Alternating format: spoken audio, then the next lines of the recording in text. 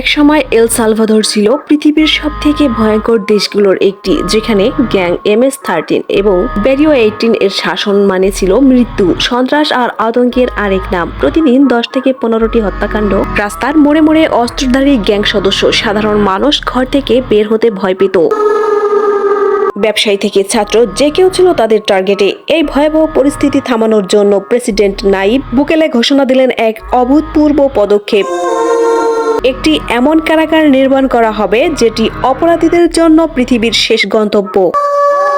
আর সেই সিদ্ধান্তের ফলে জন্ম হয় 2023 সালে নির্মিত সিকট, পৃথিবীর সবচেয়ে বড়, সবচেয়ে কঠোর এবং সবচেয়ে সুরক্ষিত মেগা প্রিজন।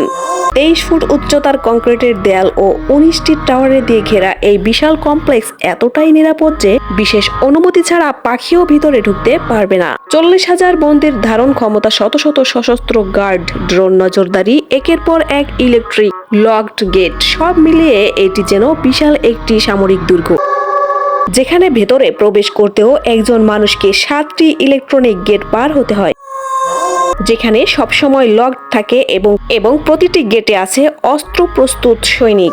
সিকটের ভিতরে পরিবেশ আরো ভয়াবহ, যেখানে বন্দীদের জন্য আলাদা বিছানা নেই, নেই কম্বল, নেই বালিশ, ঘুমাতে হয় শক্ত কংক্রিটে। আলো থাকে এতটাই কম যে দিন আর রাতের পার্থক্য বোঝা অসম্ভব। প্রতিটি সেলে 24 ঘন্টা ক্যামেরা নজরদারি, প্রতিটি বন্দির প্রতিটি নড়াচড়া রেকর্ড করা হয় এখানে। বন্দীদের কথা বলতে নিষেধ, হাসতে নিষেধ, দাঁড়িয়ে থাকলেও নিয়ম ভাঙলে সঙ্গে সঙ্গে শাস্তি। দিনে মাত্র 3 মিনিটের গোসল, তাও গার্ড দাঁড়িয়ে থাকে মাথার উপর। খাওয়া হয় সীমিত পুষ্টিহীন খাবার, যাতে তারা শক্তি পেয়ে কোনো গোলযোগ সৃষ্টি করতে না পারে।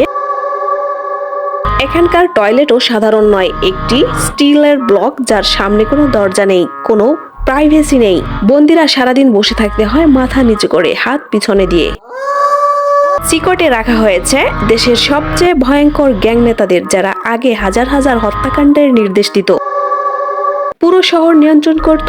আজ তারা সম্পূর্ণ বিচ্ছিন্ন, কোনো ফোন নেই, কোনো বার্তা নেই, বাইরের পৃথিবীর সঙ্গে যোগাযোগের একটিও পথ খোলা নেই। তাদের মুখে যেন চিরতরের জন্য তালা লাগানো। এজন্যই অনেকেই এই কারাগারকে বলে হেল অন আর্থ, এক পৃথিবীর নরক, যেখানে কেউ গেলে আর আগের মতো ফিরে আসে না। মানবাধিকার সংস্থাগুলো অভিযোগ করেছে যে এখানে বন্দীদের মানসিক চাপ চরম পর্যায় পর্যন্ত নিয়ে যাওয়া হয়। চিকিৎসা সীমিত, অনেক নির্দোষ মানুষও গ্যাং সন্দেহে আটক হয়েছে।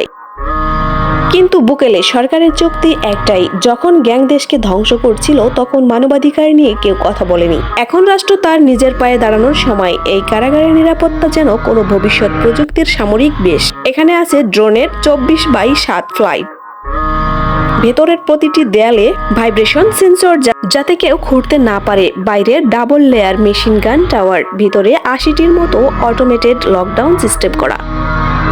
এমনকি গার্ডদের পর্যন্ত মোবাইল ফোন আনা নিষিদ্ধ রয়েছে এখানে, যাতে বন্দীরা কোনোভাবে তথ্য বিনিময়ের সুযোগ না পায়। এই কারাগারের প্রতিটি ইঞ্চি এমনভাবে ডিজাইন করা যে পালানোর সম্ভাবনা 0%। কেউ পালাতে চাইলে কয়েক সেকেন্ডের মধ্যেই অ্যালার্ম বেজে ওঠে এবং পুরো কারাগার লকড হয়ে যায়। এত কঠোরতার উদ্দেশ্য ছিল একটি, গ্যাংয়ের ক্ষমতা ভেঙে চুরমার করে দেওয়া। অবাক করা ব্যাপার হলো এটি সফল হয়েছে। কারাগার চালুর পর এল সালভাদোরের হত্যার হার 90% পর্যন্ত কমে গেছে। গ্যাং ক্রাইম প্রায় শূন্যে নেমে এসেছে। মানুষ রাতে রাস্তায় নির্ভয়ে হাঁটতে পারছে, পর্যটন বেড়েছে কয়েক গুণ। এক সময় যে দেশে মানুষ যাওয়া পর্যন্ত ভয় করত, এখন সেই দেশকে বলা হচ্ছে আমেরিকার সবচেয়ে নিরাপদ জায়গাগুলোর একটি। তবুও প্রশ্ন রয়ে যায়, এমন নির্মম ও কঠোর ব্যবস্থা কি সত্যি মানবিক? এটি কি অপরাধ কমানোর সঠিক পথ, নাকি ভবিষ্যতে এটি মানবাধিকার সংকটের নতুন এক অধ্যায় হয়ে উঠবে? হয়তো এর উত্তর সময়ই বলে দিবে। তবে একটা বিষয় নিশ্চিত, সিকট শুধু একটি কারাগার নয়, এটি এক দেশের ভয়ঙ্কর ইতিহাসের প্রতিক্রিয়া এবং সেই ইতিহাস বদলে দেওয়ার সবচেয়ে শক্তিশালী অস্ত্র। আপনি যদি মনে করেন অপরাধ দমনে কঠোরতা প্রয়োজন, তাহলে সিকট আপনার কাছে সফলতার প্রতীক। কিন্তু যদি মানবাধিকারকে গুরুত্ব দেন, তাহলে এটি পৃথিবীর সবচেয়ে দুঃস্বপ্নের জায়গা। ভিডিওটি ভালো লাগলে একটি লাইক দিন এবং আপনার চোখে সিকট আসলেই কি সঠিক সমাধান তা কমেন্টে জানান। অনুরোধ থাকবে চ্যানেলটি সাবস্ক্রাইব করে বেল আইকনে ক্লিক করুন। আল্লাহ হাফেজ।